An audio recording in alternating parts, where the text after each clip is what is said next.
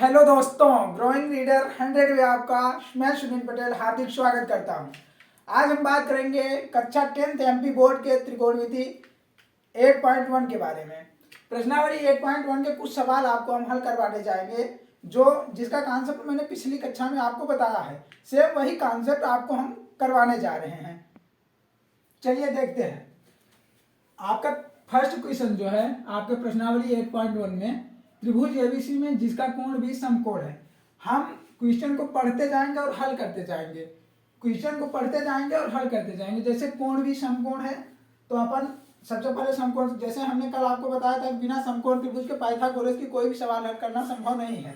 तो सबसे पहले हम एक त्रिभुज बनाएंगे समकोण में। क्या बोल रहा है? कोण भी समकोण है, तो हम कोण बी को ही समकोण बनाएंगे। समकोण कोण बी को ही बनाना है। और क्या कह रहा है? ए बी बराबर 24 सेंटीमीटर।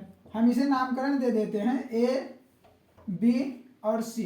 ए बी बराबर 24 सेंटीमीटर, ये भुजा हमारी 24 सेंटीमीटर की है। और बी सी बराबर 7 सेंटीमीटर, ये भुजा 7 सेंटीमीटर की है।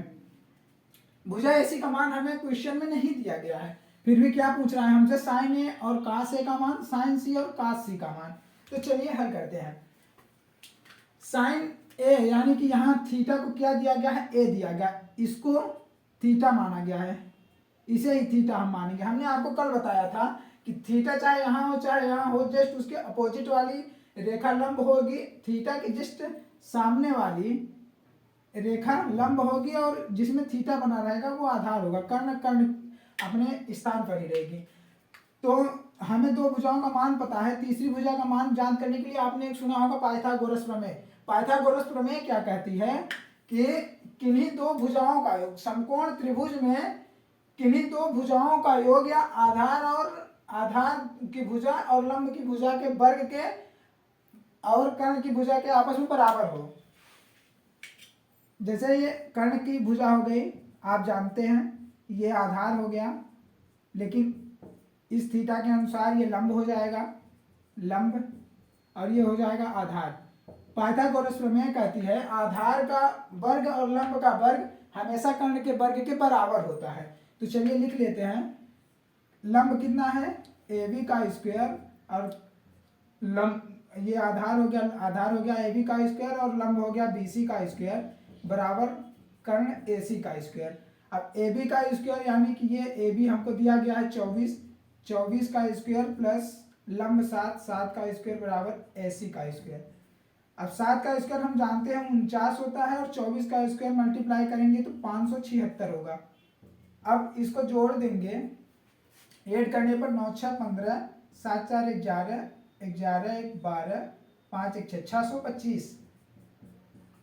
अब दोनों पक्षों का हम वर्गमूल लेंगे, तो ये 2 AC है तो 1 AC निकल आएगा, और ये इसका वर्ग करेंगे तो 25 आएगा, यानी कि AC का मान आ गया 25। हमारी कर्ण की जो भुजा थी उसका मान आ गया 25। अब हम 25 रख दिए। अब हमको साइन ए और कास ए का मान ज्ञात करना है। तो साइन ए का मान ज्ञात करने के लिए हमने आपको कल बताया था लाल बटे कक्का, आपको याद होगा पिछली कक्षा में हमने आपको लाल बटे कक्का के बारे में विस्तृत अध्ययन करवाया था। तो लाल बटे कक्का लिख लेंगे। ये साइन होता है, साइन का मान होता है लंब बटे कर्ण। तो इसमें अगर ये थीटा हमने इसको माना है तो लंब ये होगा, आपको मैंने अभी बताया, तो लंब लिख लेंगे BC। साइन ए का मान ज्ञात कर रहे हैं, साइन ए का मान ज्ञात करेंगे तो BC बटे कर्ण AC। तो BC का मान हम पुट कर देंगे 7 बटे 25। ये एक मान हमारा फाइंड हो गया साइन ए का। अब यहीं कास ए का मान फाइंड करते हैं। कास ए का मान हो जाएगा, कास का मैंने बताया था आपको आधार बटे कर्ण। तो इसमें जो आधार है वो ये होगा, आधार इसका 24 है तो 24, और कर्ण 25 है तो 25। ये कास ए का मान हो गया। अब आपको बताएंगे साइन सी और कास सी के बारे में। अब जब हम थीटा उसको लिए थे, तो अब थीटा लेंगे सी को। समकोण त्रिभुज हमारा वही है, बी को ही समकोण त्रिभुज मानेंगे। सी यहाँ थीटा है तो इसमें थीटा ले लेंगे। अब यहाँ क्या मान ज्ञात करेंगे? साइन सी का। अब इसमें जो आपका आधार होगा, आधार और लंब चेंज हो जाएंगे। जैसे यहाँ थीटा था तो अपन आधार इसको मान रहे थे, अब यहाँ थीटा है तो आधार इसको मानेंगे। तो ये आधार हो जाएगा, ये लंब हो जाएगा, और ये कर्ण हो जाएगा। इसका मान पता है 25, इसका मान पता है 7, इसका मान पता है 24। तो साइन सी में क्या कहा हमने आपको? लाल बटे लंब बटे कर्ण, तो लंब बटे कर्ण इसमें लंब ये हो जाएगा तो 24 और कर्ण हो जाएगा 25 और काशी हो जाएगा, काशी हो जाएगा आधार बटे कर्ण, ये आधार हो जाएगा 7 और कर्ण हो जाएगा 25। तो दोस्तों ये हमारा फाइनल आंसर हो गया। अब इसके बाद हम प्रश्नावली की दूसरी सवाल हल करने चलेंगे। तो हम प्रश्नावली की दूसरी सवाल में आ गए हैं। दूसरी सवाल कह रही है tan p minus tan r का मान ज्ञात करना है। इसमें r देखेंगे हम, r थीटा कहाँ बना है, यहाँ बना है, यानी कि ये आधार होगा और ये लंब होगा, ये कर्ण होगा। इसमें भी क्यों ही समकोण है। तो अब इसका मान ज्ञात करने के लिए हम क्या करेंगे, सबसे पहले इस भुजा का मान ज्ञात करेंगे पाइथागोरस प्रमेय से। तो अब आपको सूत्र बताने की आवश्यकता नहीं है, आप जानते हैं कि लंब का वर्ग और आधार का वर्ग बराबर होता है कर्ण का वर्ग। तो यहाँ कर्ण का वर्ग लिख देंगे। कर्ण का वर्ग इस बार हमें दिया गया है, तो 12 का स्क्वायर मतलब 144, क्यूआर का स्क्वायर बराबर हो जाएगा 169 माइनस 144, ये माइनस करेंगे तो आप 25 आएगा, ये क्यूआर का वर्ग है। फिर से दोनों तरफ का वर्गमूल लेंगे तो क्यूआर बराबर 5 आएगा, यहाँ हम 5 लिखेंगे।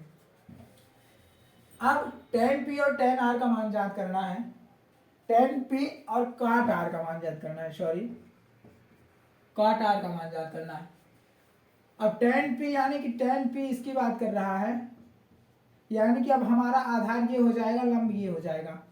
तो tan बराबर होता है, tan p बराबर होगा आपका लंब बटे आधार। तो लंब आपका हो जाएगा ये, यानी कि 5, आधार हो जाएगा 12। अब उसी तरीके से काट आर दिया गया है, काट आर ये होगा, काट आर का होता है आधार बटे लंब होता है। तो आधार इसमें क्यों आर है, क्योंकि यहाँ थीटा है तो ये आधार ही होगा, यहाँ थीटा होता तो फिर ये आधार हो जाता, लेकिन थीटा यहाँ बन रहा है तो आधार यही होगा। तो आधार क्यू आर बटे पी क्यू हो जाएगा, तो यहाँ इसका मान हो जाएगा 5/12। अब ये दोनों मान अपन को मिल गए हैं। अब दोनों मान मिलने के बाद इसी समीकरण में हम पुट कर देंगे। तो आप लिख दीजिए मानों को प्रतिस्थापित करने पर,